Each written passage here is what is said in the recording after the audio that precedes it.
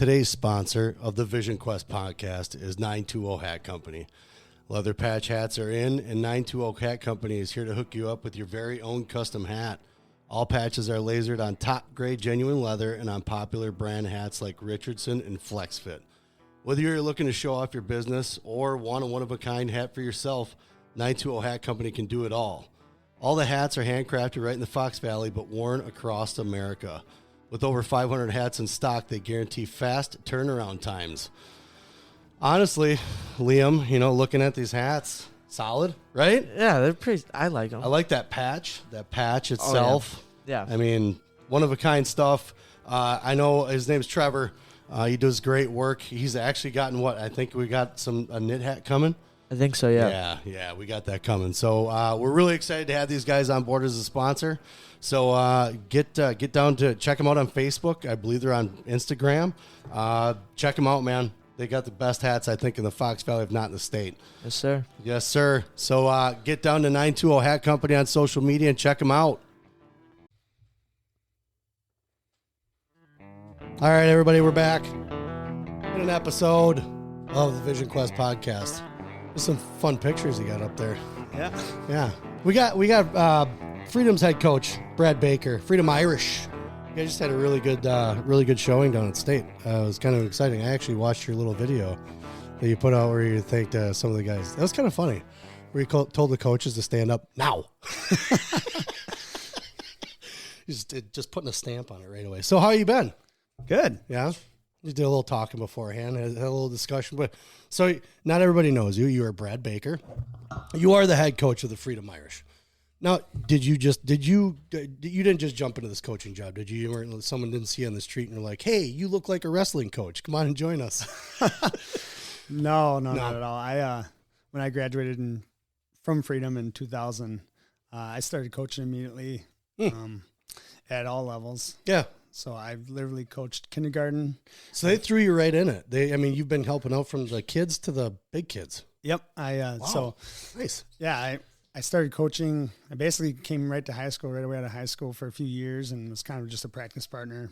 Okay. And then there was an opportunity that opened up in our youth program right away, so I started coaching 4th and 5th grade right away. Yeah.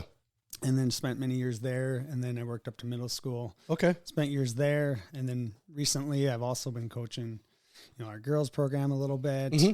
I've been coaching kindergarten. My son's now in 2nd grade, so I've kind of been following him up. So, yeah. You're crazy. All over summer wrestling, freestyle, Greco, all that stuff. Dealing with all those little kids, it's nuts. But you wrestled, though, right? You were a competitor in high school. Yeah. Okay. Yeah. What weight did you wrestle at most of the time? Well, I graduated at 112 pounds. You graduated at 112? Well, I might have weighed a little bit more than that, but that was my weight class. Holy cow. So let's understand a little bit. So what year did you graduate? 2000. Did they have the rules that they have now as far as cutting and weight loss and the ascension plans? My junior year was the first year they had the hydration testing. Okay. And otherwise just pinch test, wasn't it, before that? Half a pound a day. Yeah. So were you guys, because I think we might have been on the end of the era. I graduated in 97, but we were still throwing up and wearing rubber suits. Were you around some of that still? You guys are crazy. Not so much during the season. No, not during the season. I've seen some people do it for freestyle, at team camp and stuff like that. But no, nothing like that during season. Nothing crazy. No, it's okay. It's back in 2000. You don't have to. They can't do anything now. But so when you wrestle, what were your kind of ups and downs as far as wrestling? You came up through a youth program, or did you jump in right in middle school? Well, I actually moved to Freedom in 6th grade. Oh, okay. From where? All over. No, so I was born in Beloit, Wisconsin, actually. Nice. Okay. And lived there until I was 5. And then my dad got a job in South Carolina, so we moved down there for about 5 years. Whoa. Yeah. I'm eyeing that place up, that's for sure. Yeah. And then my dad got transferred to Appleton, Wisconsin. Okay. Is this military? No. Oh. He's in the paper industry. Okay. Yeah. Then, so we moved, in the meantime, me and my brothers, we moved to Beloit for one more year. Okay. Moved back there while my dad moved up here and was looking for a community where he wanted to move us to. Yeah. And until this time, we never heard of wrestling. Every school we've been to didn't have wrestling. No shit. Yeah, no. So that sucks. Ironically, it was between, I think, Wrightstown, Freedom, and Greenville, where we were going to move to. Yeah. And I don't know. I'd have to ask my dad. But for some reason, we picked Freedom. And so we moved there, and then we went to school. And nice. Kind of, my brothers actually went out for wrestling before I did. Yeah. And I was at, it's a funny story, actually, really good story. Yeah. So we're actually Tell all those. We're actually at the Reedsville Youth Tournament, and I have a twin brother. Okay. And I'm not wrestling, and my brothers are wrestling. And I can already tell what's happening. So Don Vossers comes up to me. He's our youth coach at the time. Don comes up to me. He's like, "Hey, how come you don't got your singlet on?" I'm like, "Because I'm not out for wrestling." Yeah. He goes, "What? There's another one of you?" And there's at this point, there's 3 weeks of the season left. And Don's like, "Well, do you want to wrestle?" I'm like, "Yeah, it looks like fun. Sure, I'll give it a try." He's like, "All right, see you at practice on Monday." And then I actually had shaggy hair at the time, and he's like, "By the way, cut your hair." So did you? Yeah. Oh, okay. My dad shaved it all off for me, and Took then it serious. Yeah. Okay. So I went to practice on Monday, and they let me get in the Brilliant tournament the next week. And no kidding. My brother was in my bracket, and I Best want ever. to beat him. I want to beat him. So, Really? Yeah. 1 week of practice was all I needed. Did you smoke him? No, it was close. close. It was kind of close. But I only had 2 wins that year. I went 2-4. But it both was your wins are brother. That's the best. Yeah. Right on. So you had fun. I mean, it's not like you got into wrestling, got to practice. You're like, this sucks. You actually kind of enjoyed it. Oh, we fell in love with it right away. Nice. We were small, and we were very sporty. We liked all sports, but we sucked at basketball. We sucked at football. We sucked at baseball. And this was a sport where it's like, hey, this is kind of fair. Yeah. Yeah. We were not I either going beat against you. people that are 6 feet tall. Yeah. So it was, right. So I was like, oh, we actually like this. So nice. Yeah, we just fell in love with it right away. Cool. So it sounds like you had a good coach. Oh, I always had good coaches. Yeah. So, yeah. I mean, well then, I got to middle school, and, we had good coaches there. Yeah. And I just, like I said, we were surrounded by good teammates and that liked wrestling, and it was just easy to like because you didn't dread going to practice. What was the first big thing you remember as a youth wrestler? Like what was your biggest moment as a middle schooler when you wrestled?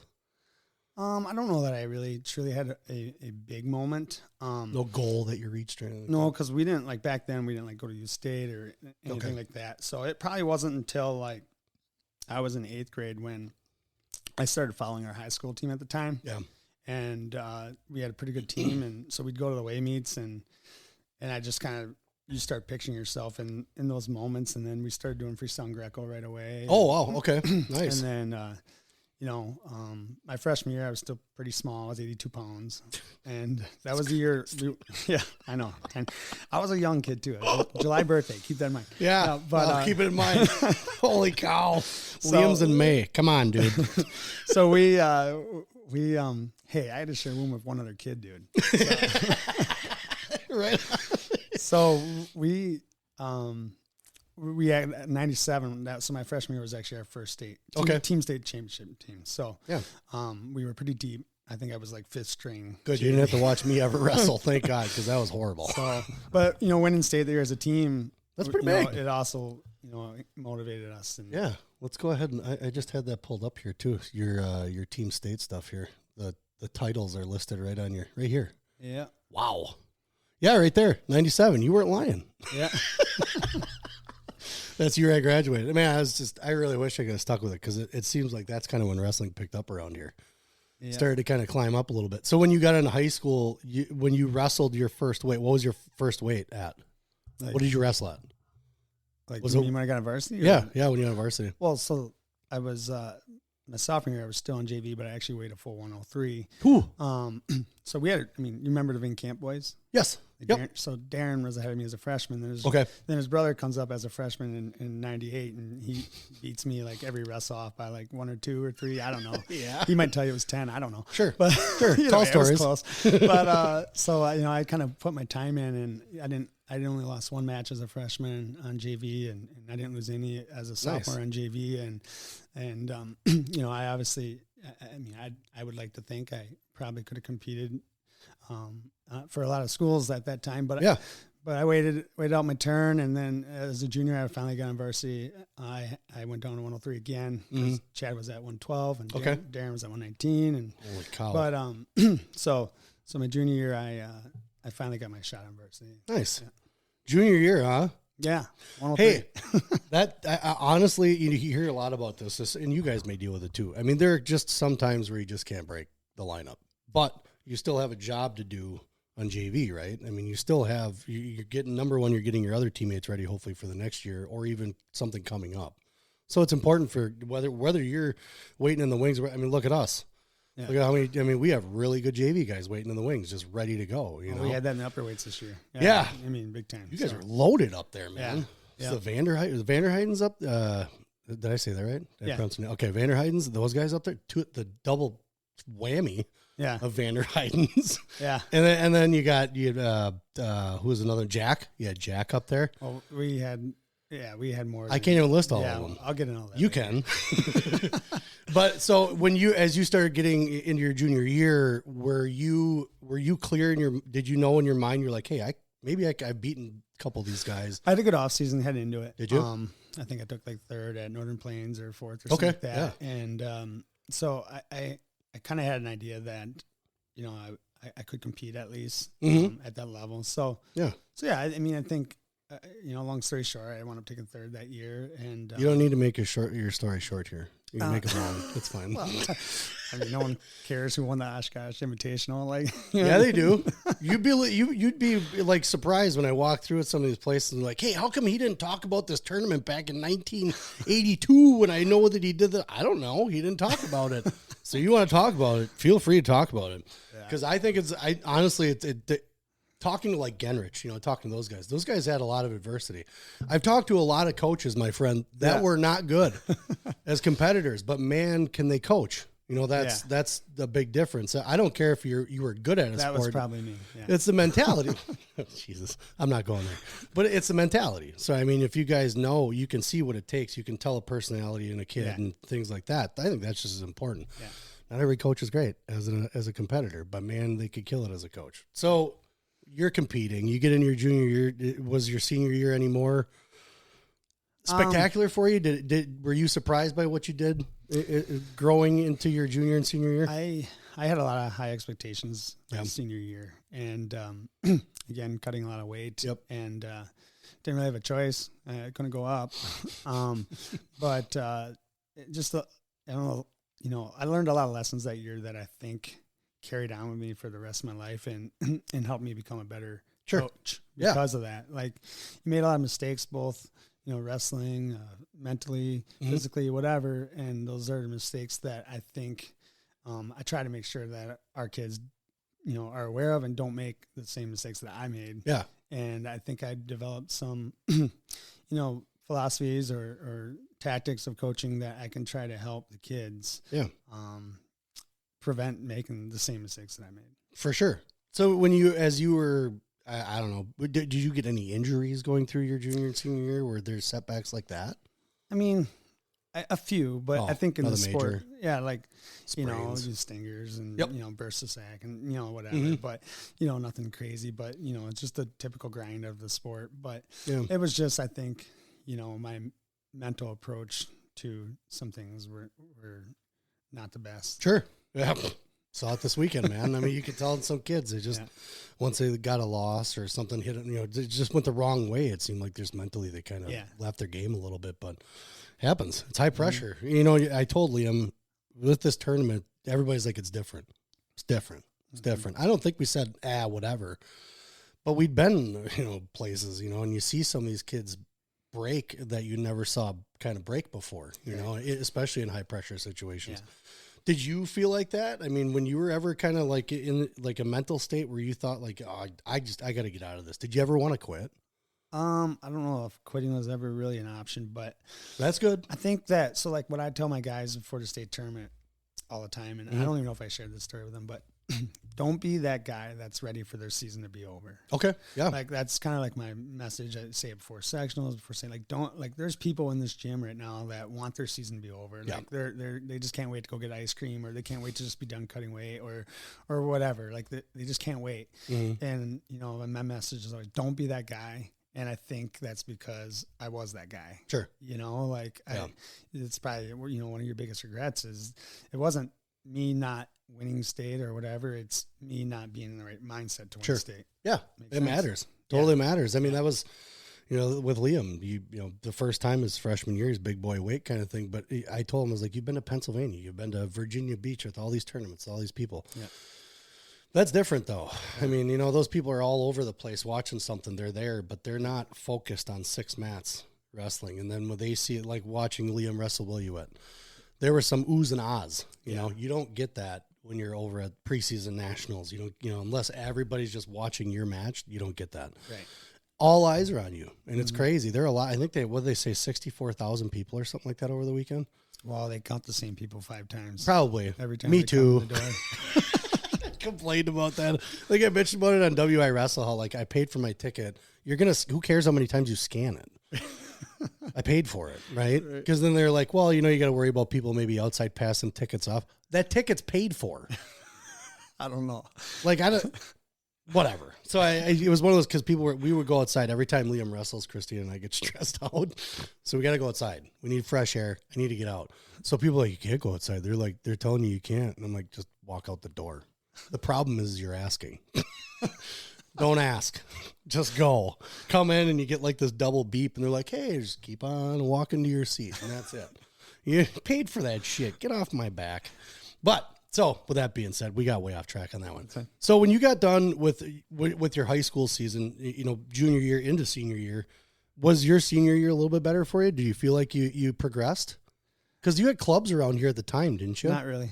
You didn't have anything around here, huh? Not really. That's too bad. Yeah, no, I mean, I probably peaked my senior year. Okay. That's not a wrong time to peak. No, around Christmas. Oh, yeah, you don't want to peak around Christmas.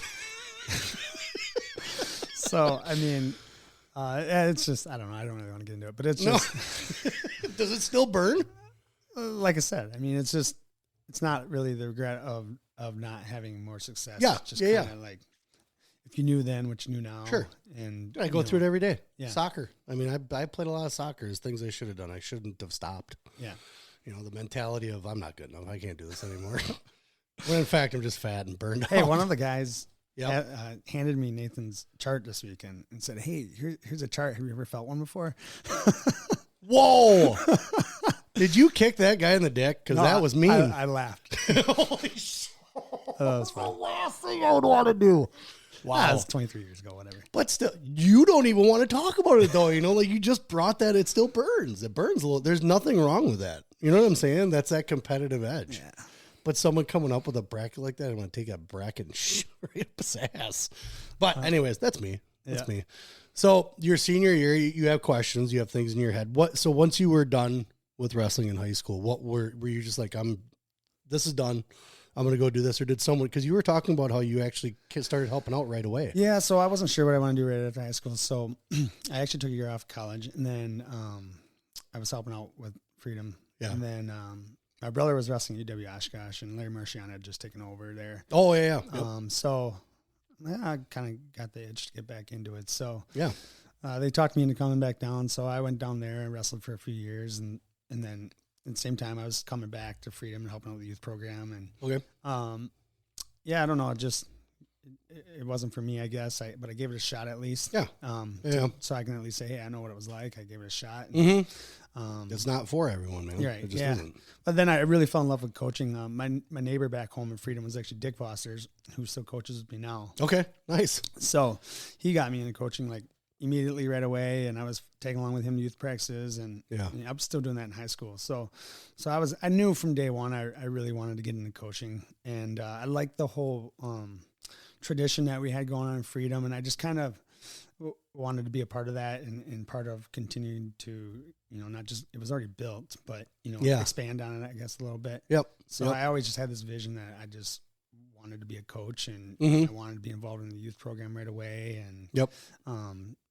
and help the development of the kids. And then so when you see them get into the high school, you kind of feel a little bit of a part of that. Yeah. Yeah, well, I mean, it's community too. I mean, you're from there as far as living there, and you know the kids, and you know the families now, especially being in school. So that's kind of important too. Yeah. So when you started out with the coaching, what were you welcomed in as a coach? Was it everybody? This is what they wanted. They're like, hey, we really want you to come back and give us a hand with this. Was it something that they reached out for you, or were you like, hey, I want to do this? I mean, it was something I wanted to do. Yeah, but they definitely welcomed me too. Okay, yeah, cool. Yeah, there was. I mean, it was kind of like. Not like that's how they were. Like if you were, we still are that way in Freedom, right? Like we have good coaches at every level. Correct. I agree. And multiple of them. You know what I mean? So, and it was always kind of that way. Yeah. And so, I mean, who was the head coach in the room when you first got in there? So Mike Beekler was my head coach. Was your head coach. And he was in there once you were done and he didn't. Okay. He's still there. Yep. Holy shit. Okay. Yeah. Wow. So Lancaster took over for him. Gosh, I don't even know when. I'm just going to guess. Yeah. 2010. Okay. I don't know. Yep. And then because Beekler had girls in high school that were doing gymnastics and stuff like that. So he wanted to be, he wanted to make sure that he could be around for that stuff. So he kind of just stepped down, but he became the head assistant as Justin became the head coach because Justin was already there. Kind of doing this kind of thing. He was just in the background helping out and pointing things out or whatever because he had the experience, right? Yeah. I mean, he was still coaching. Nice. So that's kind of how that transition happened from, Beekler to Justin. Yeah. So then, I don't know, Justin, I think it was around 2010. Justin was an assistant for us for a couple years before he took over as a head coach. Where did he come from though? Well, he actually went to school with me at UW Oshkosh. Oh, okay. Yeah. Okay. All right, and cool. Then, so you guys already had kind of a history around each other. Yeah. We were in Fargo team together and nice. And whatever. So Justin, he's from Monroe, Wisconsin. And ironically, our principal in Freedom at the time was from Monroe. Oh. So actually he's the principal now. He was the AD at the time. Kind of intertwined. He still is the principal. Yeah. So nice. He was Justin's high school wrestling coach. Oh. Well, that explains a lot. Yes. Well, Justin had the connection with me. He had a connection with him. We brought Justin in for a summer camp one time, and everybody loved him. So, we all. He's a good dude. Yeah. So we all, we're like, hey, you got to come here. Yeah. So and he did.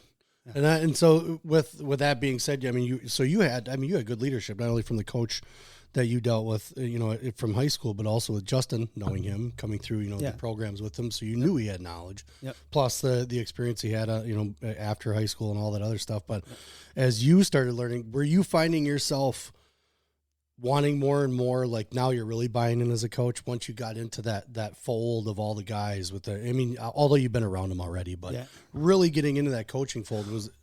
So when I took over the middle school program back in, I'm going to say 12-ish. Yeah, I think so. 13, somewhere there. Yep. So I was coaching the middle, and we had really good wrestlers coming up, with Bloys and Fosters and Murphys and all them, and I kind of treated the middle school program like a high school team in a sense. We were going to go hard. We're going to practice every day. We're going to go to nationals. We're going to do a lot of stuff, and that was kind of when I'm like, I could see myself being a high school coach someday. Yeah. But, we got Lancaster. He's a good coach. He's young. I just never really thought it was really going to happen. Yeah. But it seemed like you kind of had an eye out for what was going on. So, but you seemed patient. It seemed like you knew, okay, this is what's up and I'm good here. Yep. So with that being said, as you're coaching through middle school, who are some of the notable names that you had in middle school? A lot of these guys now. Oh, yeah, Ramsey Blois, Seth Fosters, Evan Foster, St. Peters. This whole team right now, I pretty much coached it, I think. So the seniors right now was my last year, I think, in middle school. Middle school? Okay. And even my last year in middle school. Like, I coached these guys probably 5th through 7th grade. Okay, yeah. Ish. And then their 8th grade year was my first year when I moved from middle school to high school. That's pretty cool. That's nice to have, to know that you have a coaching staff that's there. Yeah. And not only that they're there, but you're growing with them. And the kids get to grow them because it's pretty hard, I think, to get a feel on a kid. You get a dial on a kid, and that kid actually gets dialed in on the coach. That happens. Yeah. When a kid and a coach connect, it's pretty special. Yeah. So then to have that, not only at the youth level, but middle school level and then high school level. And that's why kind of in the post I put it's a storied program. You guys have been pretty good you guys haven't always been D2, right? Yeah. You have always been D2. Okay, I thought maybe there's like a transition at some point, but you guys have always been pretty dominant. I mean, as far as right next to like that other team, that Casco team we were talking about before, you guys are always right there. You know, as far as and there may be and I'm not even going to talk. Everybody gets a little upset when you talk about like down years. It happens. You just have cycles of kids that come through that are good, and sometimes you got kids that really like the sport. There was not. Yeah, I mean, if you go all the way back, I mean, we were really good in the 80s, obviously, but that was kind of before I got to Freedom, so I'm not 100% familiar with those years. Yep. But you know what? I think they started Team State around like 94 I think so, yeah. And then, so we started going to Team Sectionals. I think 96 was our first year at Team Sectionals, and we lost to Luxembourg in the finals there.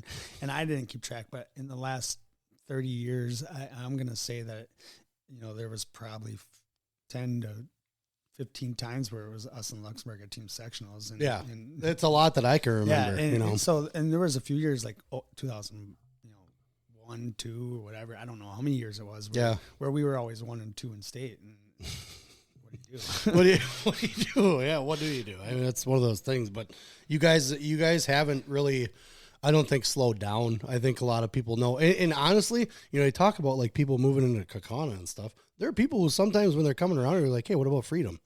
Is that, and I'm like, oh, Freedom's good. Yeah, for sure. Yeah. If that's where you go there. Because they have a good wrestling team, stuff like that. But I mean, you guys have always just had strong families. Yeah. Families, not just like, oh, we got a kid here, 2 kids here, 3, 4, 5 kids coming through a program. That's pretty special. Yep. So now the development that you've done with the team, you've been head coach 2 years now, right? No, this is my first year. Oh, it's your first one? I thought last year you had. Okay, so this is your first year, dude. Yeah. Now, it's not your first time going down on the state floor, though. No. You've been part of that so, forever. Like I was, I was an assistant to Justin the last 3 or 4 years. Yeah, yeah. So I was down there. I was in Colby's corner, and Colby McHugh's corner. Yep. And, I was coaching other kids. Dana, good dude. I like Dana. Yeah. She's not a dude. I'm just kidding. Good person. Yeah. Yep. But no, so we I have had experience down there. Absolutely. Yeah. So going down there, what feelings did you get? Was it different for you this year? Did it feel different just because it was a team you were helping lead this team? Does it feel any different than the last time? A little bit. Yeah. I mean, not in a bad way. No. I'm talking exciting. Just a little more exciting. It was. It was. It was you up a little more. Yeah. Yeah, it was. It was. I mean, there's times in the past where you're down there, but you don't really. I'm trying to say this right. Like you're not in charge, so you don't really dictate your experience per se. Sure. You know what I mean? Yep. So it was just kind of from that same point nice that I could kind of we had a lot of guys in the upper weights, so we had to split up as coaches. So I could kind of plan that out how I thought worked best for every wrestler. Yeah. So see that come together. Being able just to make that decision, I guess, was kind of cool. Yeah. Oh yeah. Well, it's like I said, I mean, it's your thing now. I mean, you had some help coming along the way. You had good mentors as far as what you're watching and stuff, but it's you. Yeah. It's fun. So, I mean, at some of the moments, so you had Nathan Smiley. Yeah. You had Smiley down there. You had the Vanderheidens. Both of them were down there, right? Yeah. Yep. Yeah. Both those guys down there. List off a couple other guys that were down there. You had our 120 pounder, Peter Tomaso. Yep. So we got 8 through this year, which was a school record. It's pretty cool. Yeah. And then we had our 160 pounder, which was Tucker Brockman. Okay. Yep. You already mentioned Smiley at 45. Yep. Jack Van Rossum is 70. Jack. 82 was Trent Foyt. Yep. Okay. He's the one that spent many years behind all these guys. Oh, trusted in the process. So he got his chance to make varsity right for regionals. Nice. He had beaten many state qualifiers the last 2 years at varsity reserve tournaments. So we knew he was capable. Yeah. And 95 was my bad. 82 was Patrick Moore. Yep. 95 was Trent Foyt. Okay. Yeah. Patrick. Yeah. And then 220 and heavyweight were twins. We used to travel a lot with the Moores. Oh yeah. Like Virginia Beach and stuff like that. Yeah. Oh, I remember. Yeah. But yeah, many people don't know we had another state qualifier in Josh Leahy that couldn't make the lineup. He couldn't find a spot in there. He lost a wrestle off. He actually went up 220 and wrestled off Henry. Oh really? Yeah. Okay. So he tore his labrum in football this year. Oh. So he was kind of on and off varsity all year. Yeah. He he was wrestling. I think he wrestled 95 at Northern Badger this year and took third or fourth. Okay. So he's a very solid wrestler. Couldn't get him in the lineup. We have a kid by the name of Cooper Capper. He's a junior. He was our third string 195, and he was solid. He did well at varsity reserve tournaments. Yeah. So I think we've had state championship teams in the past that may not have had the number of quality wrestlers we had this year, but we just were able to space those out in the past. Yeah. And this year, we were just loaded from 45 on up. And you guys are. We just couldn't spread them all out.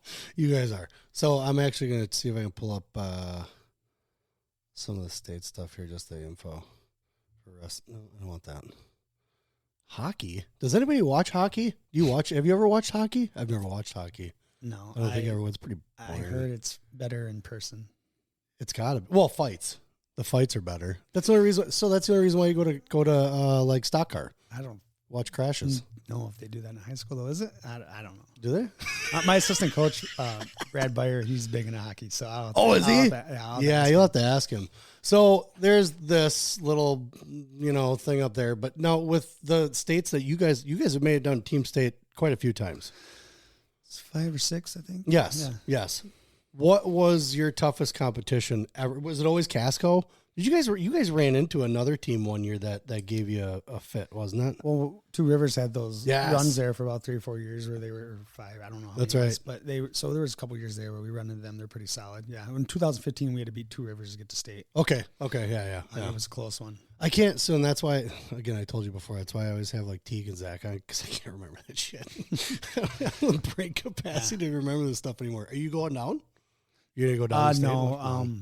My son is wrestling on Sunday in Fond du Lac at the youth team state. So I'll go down there, and then my daughter's wrestling on Friday. So nice. I'm not gonna do that 3 days. So you have your whole family's in wrestling. Oh yeah. Wow. I have 4 kids. And all of them are in wrestling? Well, one's 2, but he'll be. So what? Just let him run around he tries the room. to wrestle. Yeah, he tries to wrestle. So that's kind of what we did that with Liam. Like when he was super little, I was like, we're not doing anything major with him, kind of thing. He was 4. Yeah. It's like we're going to half practice. We'll let him roll around, do whatever. We made sure the coach is okay with it. And that's how he started. And like, I think 5 years old is when he actually did a full practice as a youth. And then we got him into his first tournament at 6. Yeah. Got his ass kicked. It was hilarious. He got pinned in the first match. He gets up and he's like, hey, I wrestled. And I was like, hey, let's do something next time. Let's actually wrestle. That's funny. So what do you guys, so now the future, you just had that, I watched that video of you guys talking about all the guys now. How many of those guys that were in that lineup are graduating? 4. 4 of them. Yeah. That's not bad. Yeah. It's a deep class. So, I mean, we had a few other seniors that were also on JV this year that stuck with it. And I was really proud of them. We didn't have one kid quit this year. Nice. Not one. And let me tell you, the practices were tougher. Yeah. For sure. I can imagine. Do you have them working landscaping with you? No. You should do that. I mean, a few of them do, but you can't have too many, high school kids because then you just spend your whole time babies training instead of working. But I know. Trust me. They all want to work for me until they work for me for a year, and then they never want to work for me again. That's awesome. Landscape is a little tougher than some people think sometimes. It is. Because when guys like us get a kid that walks up and is like, this wheelbarrow of mulch is really heavy. Get out of here. I'm filling it up with 3/4 clear. Right. Run along. Exactly. But so with that being said, you have a really good lineup of kids coming behind in your JV class. Yeah. Who do you got coming up? Oh, like who do we got coming back? Yeah. Well, obviously, so Peter's a sophomore. The twins are a sophomore. Pretend I'm dumb. Okay. You don't have to pretend that I don't know any of these guys. Okay. That's everybody, because I want everybody to know these guys coming up, and that's why we do this, because I think a lot of these guys don't get. We have a pretty. We have like 3 or 4 juniors that are going to come back. Okay. That would be I think can step in the line, step in varsity. Yeah. And then we have a pretty deep sophomore class. And then our freshman class, I think we got about 7 or 8 kids. Okay.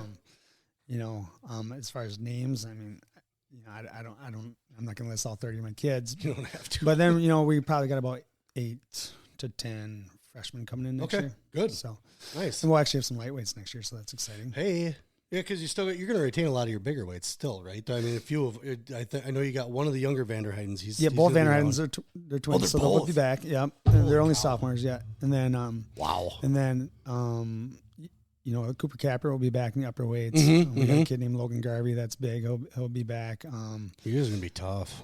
Yeah, I mean, I'm going to put it down this year that you're beating Casco next year. No, don't do that. Come on, we don't. No, they're low. They have a ton. I know back. They do. You should see their junior class. It's freaking unreal. I know.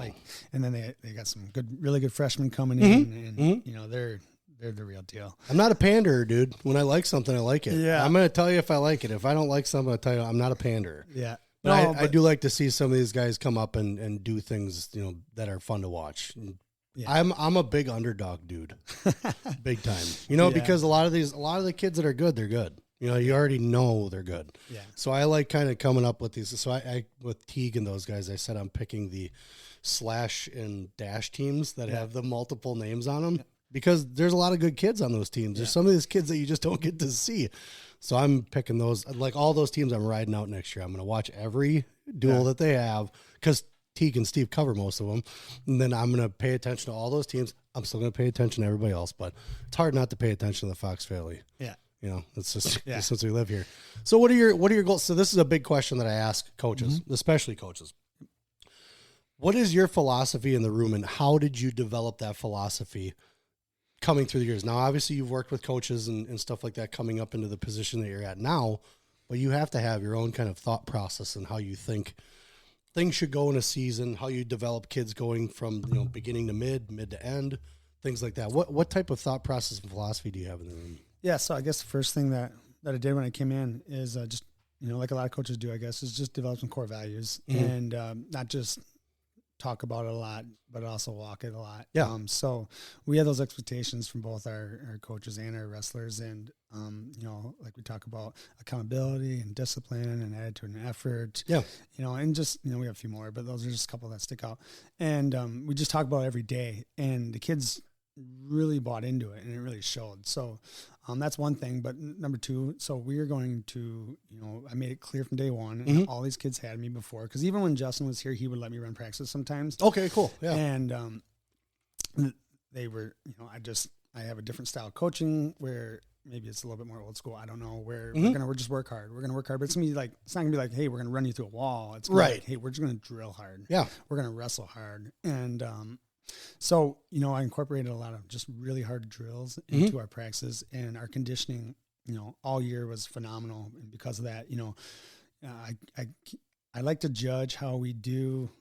I tell the kids this all the time, so that way they know, based on, how are we doing in our close matches? So what's the percentage of matches we're winning that are within 2 points? Sure. Yep. And because when you're just superior than someone, you're going to probably pin them or tech them or major them. And when you're on the other end, you're going to get your butt kicked. So it's those close matches that I think the conditioning can really show in your discipline with how you wrestle, which we preach a lot. For sure. Which a few of us forgot at state, but we'll work on that. So we talk about close matches a lot, and there was I don't have the exact stat anymore, but there was a point in the season where we were 80% of matches within 2 points we were winning. Wow! So I always go back and I show the kids the numbers and like, look, the conditioning is working, you guys. Yeah. Like, because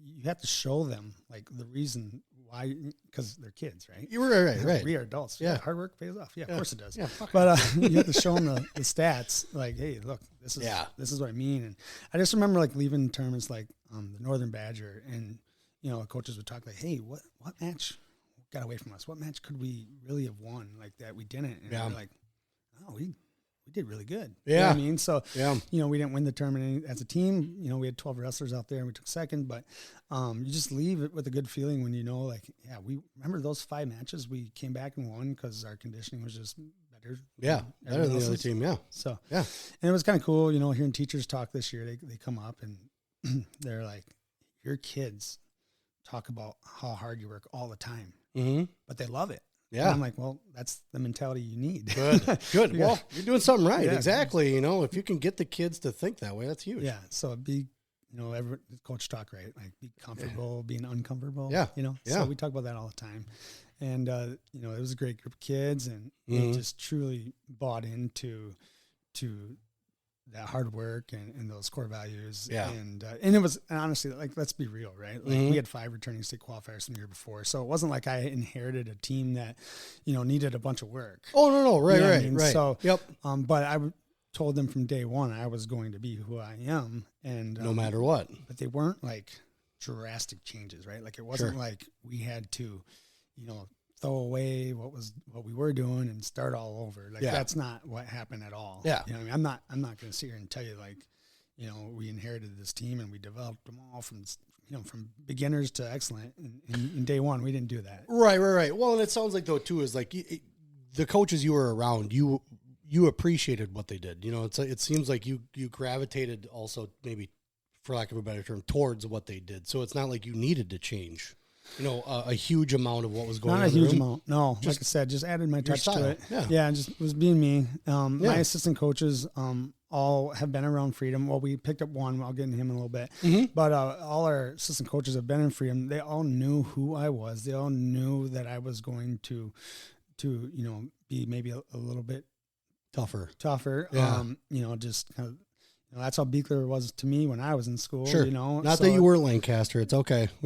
no. Justin's great. Yep. You know, and he's his own coach, and he even said that. Justin, Correct. You got to tell that story too. Yeah. When I got the job, because Justin gave me a call, but he told me from day one. He's like, you know, Brad, you just go be you. Do your like, thing. You be you, and you'll be fine. Yep.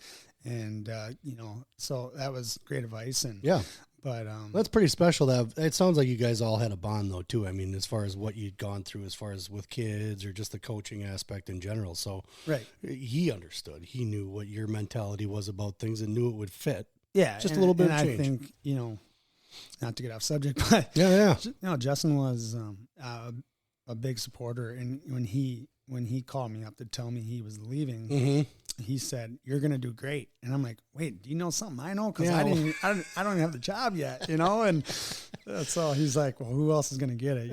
You're the guy." And I'm like, "Well, thanks, Justin." And I found out later, he might have made some calls or whatever. Yeah, it didn't take long. It was a couple days later. Yeah, that's cool. So, I don't think they did it wrong. I don't think they made a wrong choice, man. I don't think they did it wrong. Yeah. So with that being said, with the coaching staff you have now, a lot, you mentioned a few of these guys have been around for quite a while. Yeah. And then you've been around quite a while yourself. Who do you got that's new? So Tony Keza came over from West Superior. He actually took over Justin Lancaster's teaching job. Oh, because Justin left in August. So I mean, a lot of teach. FIAD, elementary FIAD. Gotcha. So, which in a wrestling program is huge. It's just the same thing, yeah. Yeah, it's huge. Well, it's huge. You got a coach in that school that's around all these kids. Yep. Our numbers are through the roof right now, and a big part of it's because of Tony. Yeah. So Tony came over, that's cool. And he's married a Freedom girl. So we already had that Freedom tie. Yep. Of Oster's, actually. Oh, boy. Yeah, so he married of Oster's. She was actually a wrestling manager for us back in the day. Austin now Foster's. she's the school nurse at Freedom. Oh, wow. She was already before he came over. Jeez. So we kind of already had that connection. Yeah. So Tony came over. He took over Justin's teaching job, and we got him on the staff right away. Yeah. And he's been awesome. You guys are a tight community, man. Just the wrestling community. I mean, talk about where everybody's connected here, there. I could talk about that for an hour. It really is. And, we got an hour. So, well, I'll get into it a little bit. But I can say that, so Dick Voster's, this was his 40th year coaching. Wow. So we actually honored him at the Irish Invite this year, which was pretty special. Pretty cool, Shane Sparks even had on Big Ten Network, he gave him a nice, cool 1-minute tribute. Oh, sweet. Yeah, right during the middle of a Minnesota duel. Minnesota, I don't even know who they were dueling, but it was the next day. Because Shane wanted to be there. He's really tight with Dick. Okay. And he called, or he's like, I wish I could be there. I can't be there. Is there something I can do? And I'm like, you just be you. Yeah. So he figured out a way that he could do it. Off. Yeah. And he called Dick that night and talked to him for a while. And that's cool. So that's pretty cool. So Mike Beekler's been around. He came to Freedom 94. He's still here. And then Joe Murphy is an assistant coach.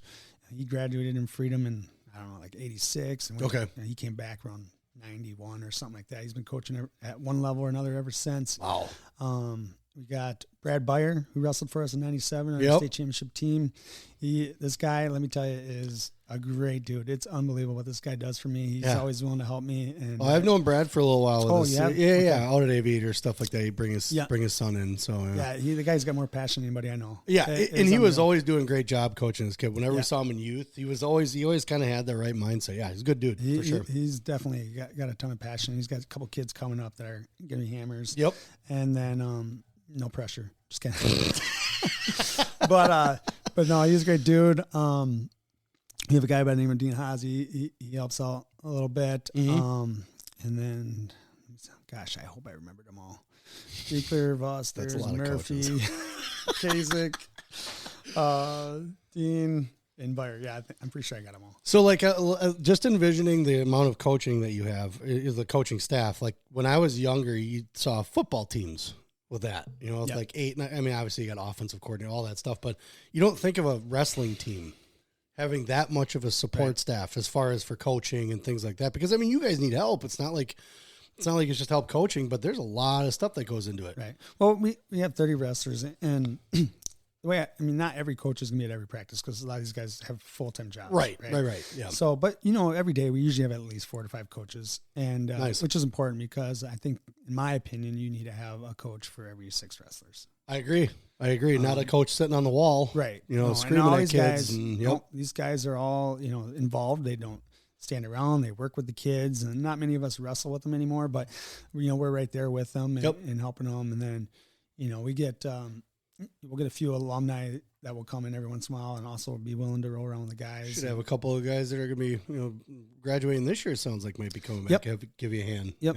Yeah, they already talked about it. Jack and Nathan for sure. Yeah. Sweet. Yeah, I gave Tucker an ultimatum too. I said, hey, when you're home, you have to come help here. like this is where you're coming. Just so you know. That's cool. But no, I mean we make sure all our alumni know that and they see others doing it. So like when they graduate, they're like, oh, I want to come back and help. It's expected. Yeah, they almost it's something that they want to do. Yeah. That's so cool. we have. I mean, I touched on it a little bit earlier, but at every level, like in middle school right now, we have like 5 coaches. And like 3 of them are alumni. Perfect. And in 3rd through 5th grade, we have a ton of coaches, and most of them are alumni. Yeah. And our head coach in 3rd to 5th grade is so we've for 30 some years now we've had a head 3rd to 5th grade coach that is not a parent. So it's an actual That's like fantastic. Coach, like somebody that does it just because they love wrestling, not because they're a parent. You should remove all parents from coaching. Well, when it gets younger, you kind of need them, right? But But youth, about that age, it's kind of nice to have somebody that is doing it because they truly love coaching and not just because their kid's in it. Sure. Yep. But then they'll fill their assistants with parents too. Don't get me wrong. I get it. So we have a great third, Chad and Campus helping out that level too. And cool. Chad was a wrestler for us, and back. Well, I already talked about kick my butt all the time, but kick my butt by one. No, but at least you beat your brother. Yeah, right. So he's at that level. He's a great coach, and I will never be able to name them all. St. Peter's helps out at that level. Oh, okay, 3rd to 5th grade. He was a state champ for us a few years ago. Nice. So we had just have a great, in 2nd grade, I that's my son's grade. I got Brad Van Camp helping me out with that. He was a wrestler for us in our 97 state championship team. And then we have like 3 or 4 other dads that help that were wrestlers in high school. Yeah. And then even in 1st grade, we have a guy by the name of Russ Amundsen. He's from Niagara. I know Russ well. Shut up. Yeah, my wife's from Niagara. No way. Yup. Everybody knows Russ. Yup. You kind of look like him, actually. We know. We know. Well, so here's the thing: his brother Bob was in the wrestling program up in. It wasn't at Norway. They got rid of their program though. Okay. So Bob didn't really have. I don't know if Bob, his kids are going to Iron Mountain, but Russ was kind of around a little bit up there too. And I ran into Russ I think once or twice up there, but then I saw him posting like freedom stuff, and I'm like, "What the hell is this freedom stuff?" And he was like, "Oh yeah, it's Freedom Myers." I was like, All right, sweet. Yeah. So he's got like a kid in 1st grade. Yeah. And he's a cool story because he showed up at a middle school tournament this year up in Bayport and just to watch. And my middle school coach comes out to me and goes, "Hey, is Russ a little crazy?" And I'm like, "I don't know. What do you mean by that?" He goes, "He's spending his Saturday at Bayport watching middle school for 10 hours." I'm like, "Hey, he just loves freedom wrestling." Yeah. So he just came into our district. He's got a 1st grader. Well, he's lived here for a long time. But yes, I know. Yeah, now that he's got a kid and he's starting to get involved. And I'm like, "Hey, why don't you?" He was around stuff all the time. Like, "Why don't you coach?" Like, "I can." Like, "Yeah, coach. Yeah, like, this is your invite." Like, yeah. Do it. Yeah. So he coaches with a guy by the name of George. I'm going to pronounce his last name wrong. Wire. W-E-I-R. But anyways, Wire. Yeah, and he was from Watoma. Again, he lives in our district. Yep. And so they coach that together, and they have like 5 or 6 other assistant coaches, and nice. So like you get the point, right? Yeah, We just have our kindergarten program. We have 2 alumni that are running that, Jeff and Handel and Cole Vosters. Yeah. And so like that's what I think you talk about community. Yeah. Like that's what makes our program Holy special. shit, man! You guys got them everywhere. I didn't even get into our cornhole tournament. Not even gotten to it yet. That's crazy. So it's not crazy. It's great. And honestly, I think a lot of communities could take a page from that. I mean, we do the same thing here. I mean, we're going to be doing the whole, practically the whole town comes out and does the bus painting, all that stuff with this. So everybody gets involved, and it's really here. And it may be the same thing with you guys. It's not just wrestling. It's like almost all the sports. Yeah. They're right behind it. It's almost like it's a little university right within the town, kind of thing. Yeah. Which makes all this fun. So there's banter. You have whatever kind of Casco stuff. It's just all these little communities. And Casco has a really, really good, wrestling community as well. Yeah, they do. But with freedom and being around it for so long, because I've seen a lot of the kids at Aviators, and I've seen a lot of the coaches come in too and giving a hand. That's where I met Bayer was over there. Yeah. But knowing that a lot of those grab onto that and and they notice that you're spreading that. Yeah. And then it never ends. Yeah. Hopefully. No. And it's, it's just really cool to see the excitement for wrestling in our town. And honestly, it's like that for a lot of sports. Like our girls softball team won state last year. And nice. The whole town was there, so it is big in wrestling, obviously, because we got the tradition going and, for many, many, many years. But like, our girls basketball team, I think is ranked number 1 right now. So, nice. We have really good support for that. But, our support gets shown not just at, we had, I think you saw the video, we had over 200 fans down at state tournament. Yep. And they were everywhere. Yeah, I saw them too, They took over the Echo Tap and ran them out of a certain beverage. But I can say it here. I didn't say it at school. But yeah, they ran them out of Busch Lattes. They ran them right out. Wow. Yep. So they love to come support us no matter where we go. So at our club meetings, we got a great club. Dana's a treasurer in our club, and Max Garvey, Casey Cook, and Melissa Bannerhead, and our officers, and then we just get a good turnout for the club meetings, and our fundraisers are just our cornhole tournament. Is so when talk about that. When is your cornhole tournament every year? We do our cornhole tournament. I think it's like the 2nd Saturday in August. Is it okay? Yeah, and it's just you're kind of getting ready to start the season up a little bit. I mean, you know what I'm saying, practices or whatever, probably. So yep. Cool. No, so we used to do a golf outing, and we did you run them out of Busch Lattes? Yeah, kind of. They asked us kindly, like, hey, they wanted to turn, because we like to have fun. They kind of wanted it to be like, okay, well, we're a golf course.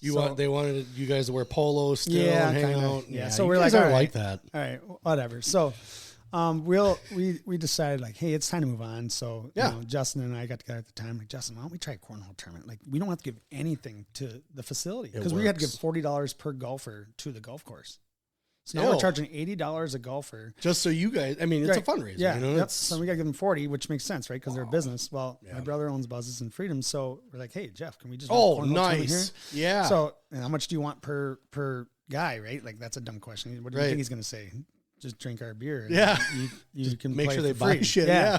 so we charge like $40, or $40, $50. I don't even know what it is. And you get some food and you get to have a lot of fun. Yeah. And then we sell whole sponsors, or in this case, event sponsors. Yeah. And we sell honestly, we sell like 120 of them. So at $100 a pop. So before the tournament even started, we made $12,000. Nice. And and then now you have some auction items and raffles and stuff like that. And it's just a big fundraiser for us. But the coolest part about it is like, and Justin kind of started this back in the day, is like, we didn't want our fundraisers just be fundraisers. We want them to be events, social events where people can come talk and have fun and don't feel like that you're just taking their money. Yeah. So we get a band at night too. We always got a band and we just make it an event. And the cool thing about the cornhole is not everybody golfs. Well, not everybody does. Not everybody can figure out how to just throw a bag. Whether you're good at it or not, that's another question. But yeah, so people come and play and they'll go 0-2, just whatever. They're fine with that, and they're like, awesome, I'm gonna hang around now. I'm here. It's stress free. Well, you're on a golf course too. Everybody knows you're on a golf course. They pretty much assume you have to have etiquette, right? Kind of. So you kind of already feel like you're constricted. Cornhole, you can do whatever you want. Drink bush lattes till you're blue in the face and throw bags. Yeah. That's pretty much what happens. Yeah, it's fun. I mean, and it's cool too because in the morning we do a kids division in the morning, and we have an adult kid division. So it's family. It's family too. So in the morning the kids come, they do their thing or whatever, and then we kick them out about 1:00 or so, and then now it's adult time, and now the adults can be adults. And watch out, you might have that. Was it the Beanbag League coming after you guys start a tournament here with you? Coming with your event. We haven't. So it's funny to say that. So we have 2 divisions in the afternoon, and it's called like just for money, and the other one's it's just for fun. Yeah, and then it's like here to win it division. And we've had people like professionals show up. Really? Yeah, they just show up, and it's like, dude, you traveled from. I'm coming this year.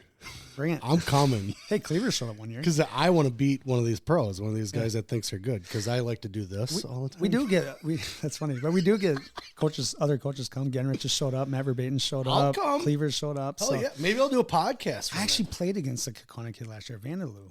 Vandaloo? Yeah, there's a Vandaloo back in the day. Yeah, I took like second or something state. Yeah, I had to play against him and his girlfriend and her wife or whatever. And she carried him like she single handedly won it for him. I don't even know. I wish I remember the name. That's awesome. That's okay. Okay. That's good. Hey, we got to have support, right? Yeah. It's just a great event. And even this year, it rained, so we had to move it inside, which was great because at Buzz's we got those banquet rooms, so we were able to just move it inside, and we were still able to play. It's a sweet setup. Yeah. Hell yeah. It's way better than golf, man. Yeah, it is. Way better. Control everything. People can have fun. You don't have to worry about something. Hey, it's your brother's place. You break something, it's okay, right? I wouldn't say it's okay, but I'm saying a lot you don't want it right now. Like you guys are you're gonna win it next year, all this stuff. But so you guys have these really cool events. You raise some decent money. So now because I know that a lot of things are afforded, not at every school. Not every school has the money to send kids on a bus, the money, whatever it is. Maybe they ask the school for it. But I mean, there are certain things that a lot of these kids get when they're on these, when you're on good teams and you raise money because people are supportive. Yeah. They get these opportunities to have the fire trucks, all this stuff. I mean, it's all part of the community. Yeah. No, and that's what's great about having these fundraisers. Like right now, we got a raffle going on right now that we do pretty well in too. And, I want to do a lot of things with these schedules. So we can go get tough competition, right? And so now we got to bust our kids out there. The club pays for that, right? We gotta get hotel rooms for these kids. Yep. Club pays for that. Mm-hmm. So no, it's great to have such a good community and supporting because it helps. And then we pay our coaches, right? So we would like to make it worth their time. So to do that, we got to raise money.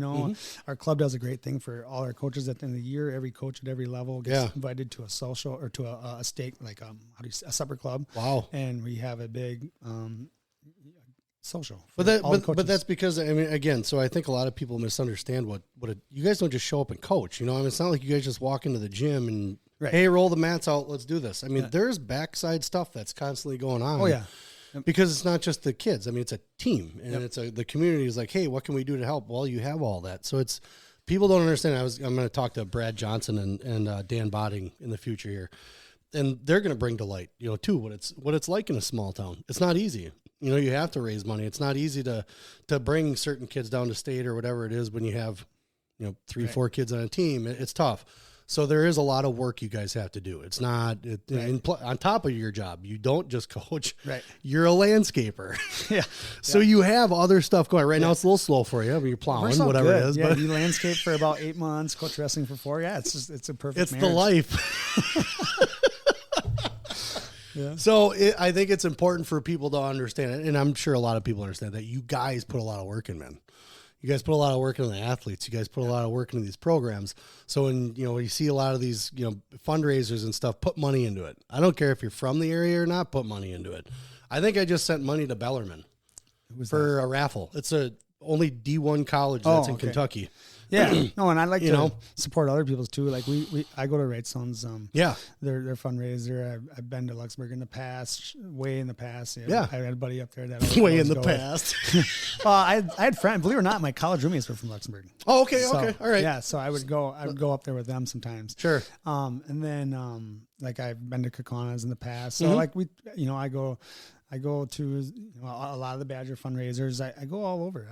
I mean, I like to get back to other wrestling events too. Because it matters. Well, and that's the biggest thing too. I think a lot of people get stuck on this is for us. And you can have something for you, but there is a point where you have to kind of reach out to the whole wrestling community and make it a big thing.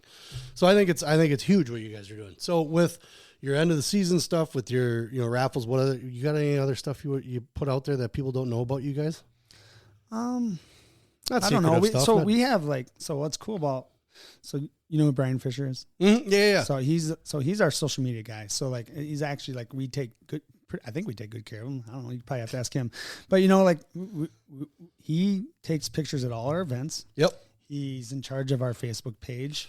We're gonna look at it right now. We're gonna look at his photos. So he's one heck of a marketer. Like he markets like no other. And he takes good pictures. Oh yeah, he does. And he makes good. He's like your guys' Paul Stump, right? Oh yeah. But Paul, but he's yours. Brian also does our Facebook page on top of it. Like he does a great job with it. And there's some really good pictures he got. I think he tries to post something like once a day. And okay. He is like he's good. Like it helps. So he helps promote wrestling, not just freedom wrestling, but wrestling in general. Well, and your coaching staff is too, because Russ is constantly posting stuff. Yeah, constantly. Well, he shares everything. Everything. Yeah, and it's awesome. I laugh in respect, not under disrespect. I'm not making fun. No. And Dana, I didn't mean to call you, man. I just mean you're a force. Yeah. Okay, you're a force. You're okay. Hey, Steve. That's Steve Scarter right there. He's going to be on Sunday. I was trying to find pictures of him. Yeah, Steve's going to do it. Fisher's got some. Okay.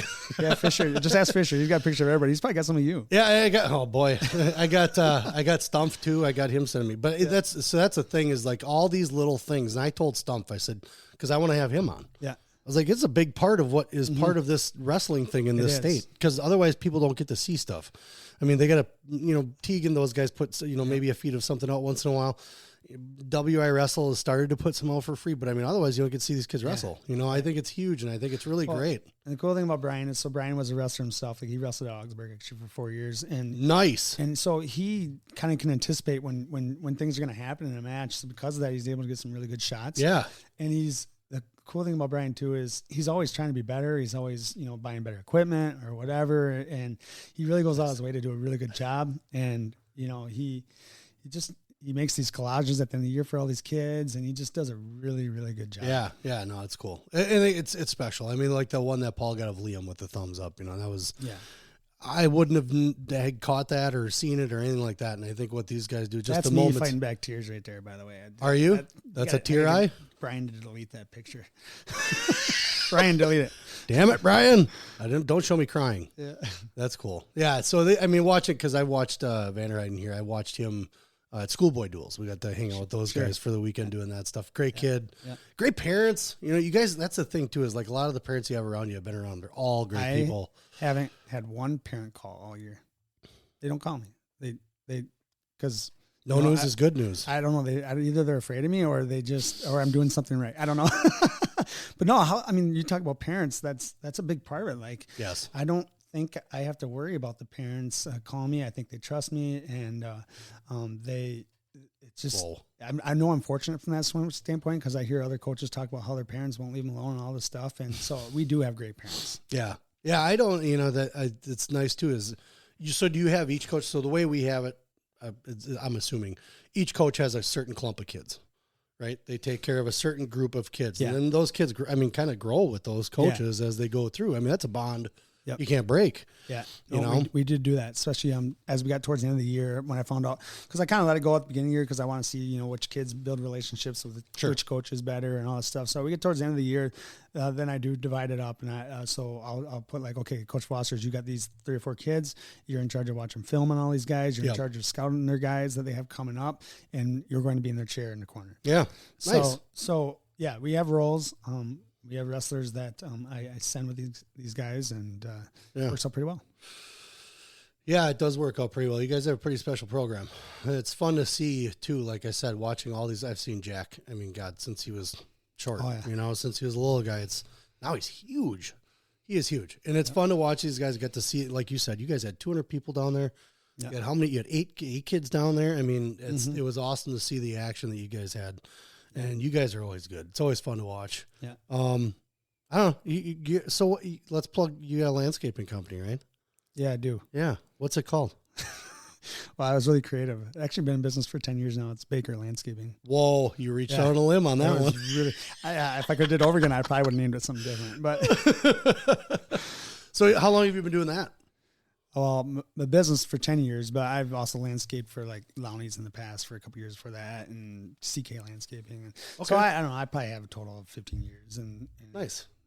Nice. I've been doing a little longer than you. Yeah. A little bit. Now I don't do it anymore, but before I ended. But I love doing landscaping. So you guys, if you need a patio done, number one, what else do you do? Outdoor kitchens? You getting that big? Oh, yeah. Outdoor kitchens, patios, retaining walls. I got to talk to you about a retaining wall, too. I'm building it, but I got to talk to you about what I'm from. But let's see. Plowing? No, I don't need advice. Actually, I do. Plowing? You guys do plowing? I don't plow anymore. No, I got out of it actually when I got the head coaching job because, and it would have sucked this week. Totally sucked. I would have had to manage trying to how to get people to show up for work and plow when you're down in Madison. That would be tough. Coaching. But no, I got out of that. I didn't want to have to worry about the stress of that while I was trying to make sure I focused all my attention on these guys. So you're strictly off all winter? Yeah. Nothing. You guys don't have any kind of construction stuff you do in the winter? I'll do a little bit of estimating and designing and stuff like that, but I'm 100% wrestling. And like I said, I got 4 kids at home, and 3 of them are in wrestling right now, so you got to manage how to get them to their practices and all that stuff. So yeah, I mean, it's so between the family and that, and I'm fortunate my wife has a pretty nice job, so I'm able to do that. The balance more. Yeah. So nice. So it's just summer work. So people, patios, retaining walls, drainage. You working on? Do you guys do any kind of like drainage from out of the house, burying soffit, all that stuff? You do all that? We're able to do it, but to be honest with you, it's don't call them for that stuff. We like to do. Don't call them for that. Call them for patios. Patios and retaining walls. Yep. Outdoor kitchens. So is there anything else you want to plug? You got anything else? We're No, almost I mean, done. We're hour and 4 minutes, man. Holy cow! You're impressive. Oh, I mean, I just like enjoy talking wrestling, but yeah, I mean, I guess I got to plug my state champ, don't I? Why wouldn't you? I plan on having him on. No, I mean, I said what I wanted to say about him on that video. Nobody. You think everybody's watched that? No. What did you say about him? So basically, I just talked about how great of a kid he is, and one thing that I guess I didn't even say the other day that I should say is, so when Nathan came over to Freedom in 5th grade, and I think you remember Gavin Nelson kind of came with him too. Yep, correct. Those two kind of changed. So at that time, wrestling was evolving and it was going towards the club scene a little bit more. Yeah. Yep. And we were kind of late to the game. So we didn't have anybody doing club. Sure. So we were still having success without the club, but we weren't having, the success you wanted. Success. Yeah. So it was kind of cool when they came over. They kind of opened our eyes a little bit, and talk about Nathan right away. He got Jack, to take along with him. Yep. The aviator. So you talked about that, and so I talked about the other day about how Nathan's made our program better. Sure. He's by number one being a practice partner, but by opening our eyes to what's out there. Like he's from day one, like here's one thing he did, like Gavin did this too. So they come in, and after the first practice, they come up and shake our hands. Like, thanks, coach. Thanks, coach. Shake our hands. And it's like at the time, like there wasn't many kids doing that or whatever. Yeah. Well, by the third practice, the whole room was doing it. And to this day, at almost every level, these kids all do that. Like they come and shake your hands at the end of practice. So just little things like that he brought in that are kind of cool little things. But he talked about in the video about how humble he is. Like when he won, it was just like, okay, just another day, another day in the office. And there was officials that actually recognized that, and they come up and talk to us afterwards. That's pretty cool. That kid is the nicest kid in the world, and he's the most humble kid, and it's so cool to see. And it's pretty cool. Which I don't think it's in the world of a kid that does celebrate his championship. He worked his whole life for it. Well done, Mom and Dad. Yeah. Well done. But no, great family, great kid. I mean, I'd have to have a whole podcast to talk about him, but it was just so cool. Like, I talked about how, like, I will actually pick his brain on how he does wrestling moves. Because, that's right. Yeah. You know, he is just so detailed and so he's going to be a great coach. I'm telling you that. He's going to be a good coach. Well, that's why I was kind of curious. I mean, if you had reached out, especially to him and Van Rossum and those guys, just to be like, hey, we need you back here. I asked Nathan on Sunday, I said, well, where do you go now? Like, what are you going to do this week? What are you going to do with your time? He goes, well, I plan on going down to 3rd and 5th grade practice, and then I might catch a middle school practice. Awesome. And so he's already like got in his mind. Like, that's the other thing that's so cool about him too. So he is so good with kids. Like one of Chad Van Camp told me, he's like, yeah, Nathan just came up and handed me my phone. He's like, let me take a picture. I want a picture of Kale, his kid Kale. Yeah. I'm like, that's the kind of kid he is. And then there was a kid with a sign, little Nicky Schnabel. He had a sign that said, go Nate the Great, or I don't even know what it said. It said something like that. And he goes, hey, Nathan walks up to him and goes, hey, you got that sign? The kid's like, I put it in the car. And the kid's like, I put it in the car. I'm like, tell your dad to go get it. You know? So went and got it.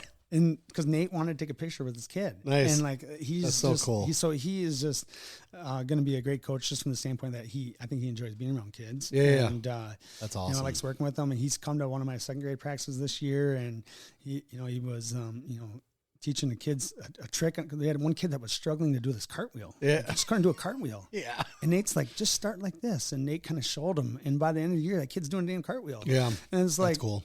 He's got that it factor, and pretty neat. I guess I shouldn't be telling the world he's gonna be a good coach because now everybody's gonna be going after him. He's mine. Lay off. I'll fight him for you. No, he belongs in Freedom. That's where. I think that's again to carry on that tradition though. Yeah. It seems like almost every guy that's kind of in that room, whether coaching or whatever, has come up through the program. That's special. You don't get that. Like you're talking about the. Kids, we get some of the kids around here that just are in awe of these high school kids, and you forget what that's like. Yeah. You kind of forget being that little dude. Like, cool little fact here. So Nathan was my first youth state champion. Okay. He came over.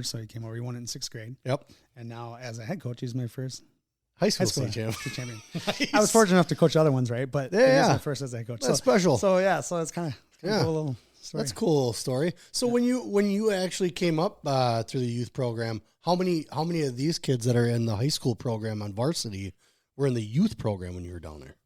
All of them? All of them except Peter. Oh, okay. Yeah. Wow.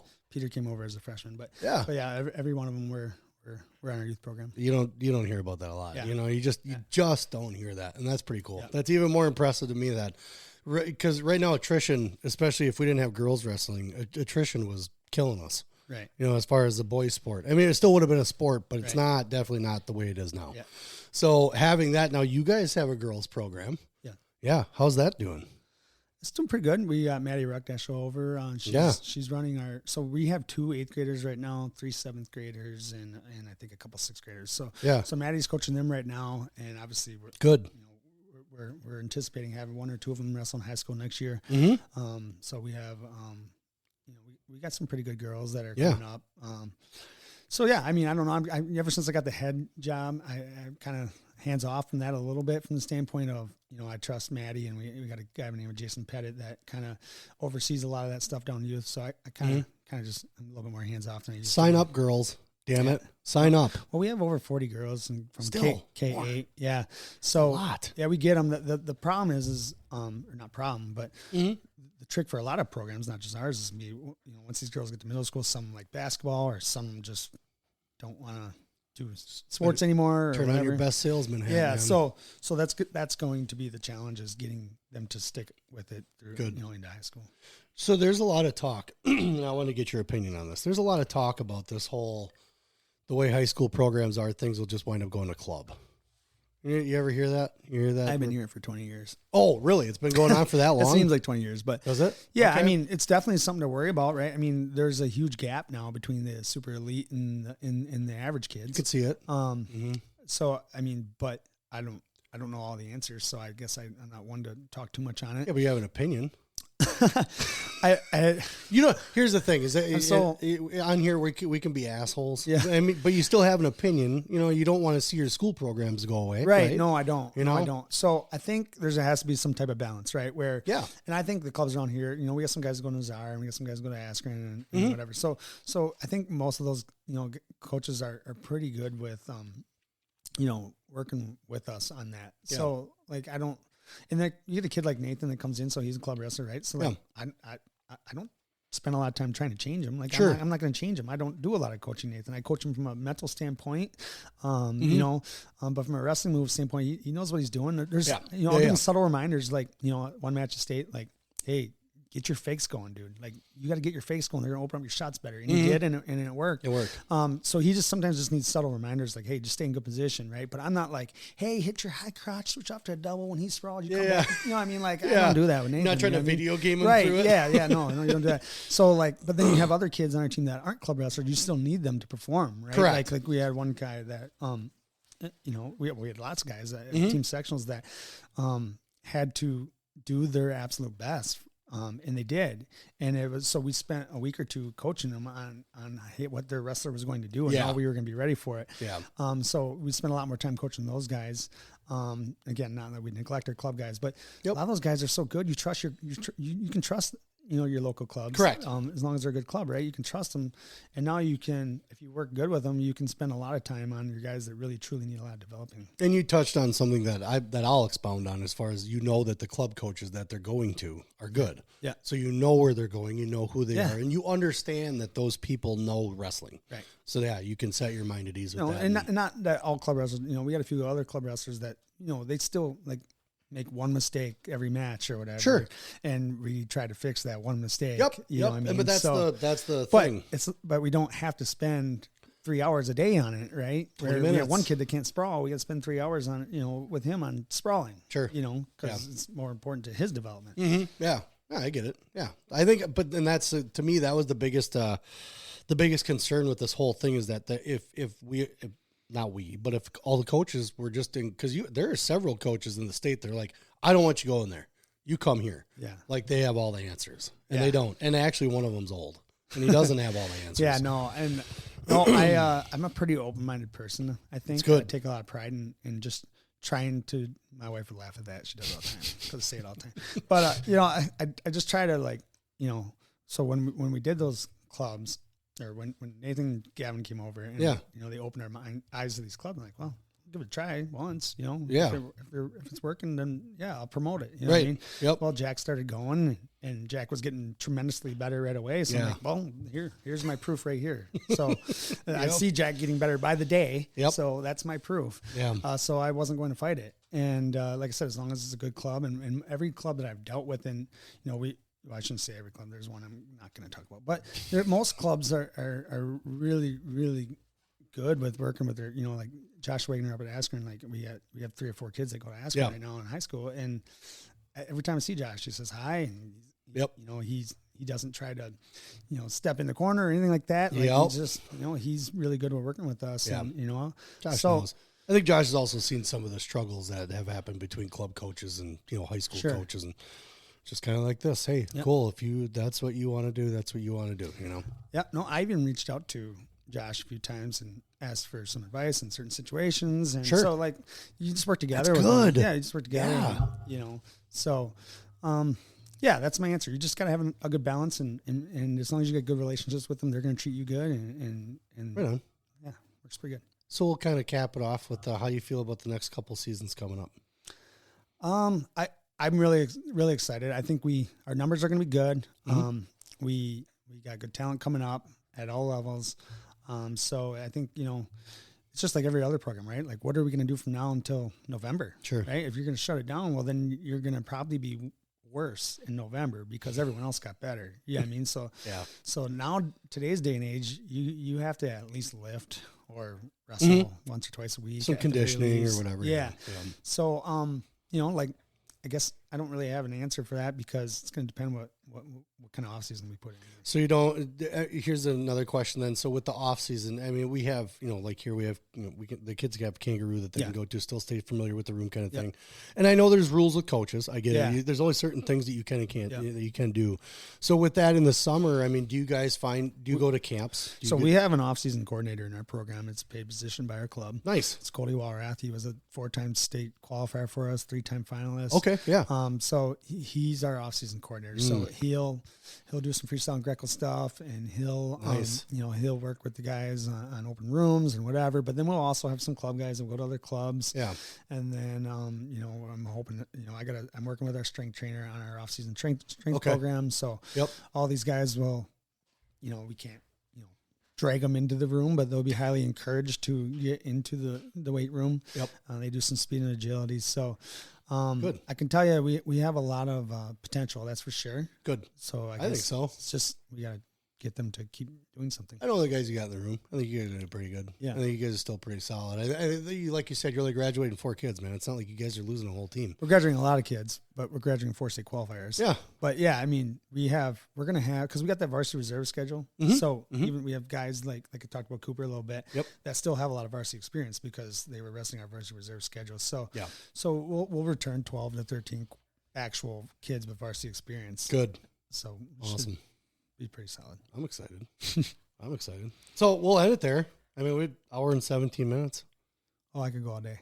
But yeah, let's end it. Okay. We'll end it. I'll start the music up. I'll just let it play. So when you guys are kind of going through and you get your events up, I'm going to start showing up. Sounds good. I might bring a microphone. You won't know it's on. Because in the state of Wisconsin, only one person has to know you're recording, right? Jeez. All right, everybody. We've had fun. It's been Brad Baker, me, Brad, also on the Vision Quest podcast. I appreciate you coming down. We're going to talk more when we turn this off. We're not done talking yet. I appreciate everybody listening. You guys pay attention this coming week. We got more coming up. Talk to you soon. All of our episodes are brought to you by Appleton Tattoo, located at 117 South Appleton Street in Appleton, Wisconsin, right off the main drag on College Avenue. You can't miss them. I've had some work done. I have a Celtic cross that covers my back that was done by Jason. We're not done yet. Jason Winans and crew, the artists that he have there, those guys are the best in the Fox Valley. They are definitely one to go to if it's something that you've just been kind of throwing around. They'll make you feel comfortable.